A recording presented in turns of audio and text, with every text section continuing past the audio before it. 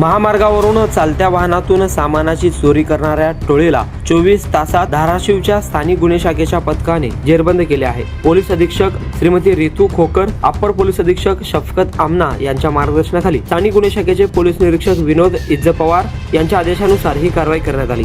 धाराशिव शहरात पेट्रोलिंग करीत असताना पथकास बातमी मिळाली। संतोष राजेंद्र शिंदे राहणार तेरखेडा याने त्याच्या साथीदारासह इंदापूर ते वाशी जाणाऱ्या रोडवरून चालत्या पिकअप मधून तेलाचे डबे काढले आहेत व ते डबे संतोष शिंदे यांच्या घरी लक्ष्मी पारधी पिढी तेरखेडा येथे आहेत असे सांगितले। पथकाने आरोपीचा शोध घेत असताना तो येरमाळा येथे मिळून आला। त्या ताब्यात घेऊन त्याच्याकडे नमूद घटनेबाबत चौकशी केली असता त्याने गुन्हा केल्याचे कबूल केले आहे। चोरलेले तेलाचे डबे व मोटारसायकल असा एकूण 63,960 रुपये किमतीचा मुद्देमाल धाराशिव स्थानिक गुन्हे शाखेच्या पथकाने हस्तगत केला आहे। सहाय्यक पोलीस निरीक्षक सचिन खटके, पोलीस हवालदार विनोद जानराव, नितीन जाधवर, बबन जाधवर, रोहित दंडनाईक आदींच्या पथकाने ही कामगिरी केली।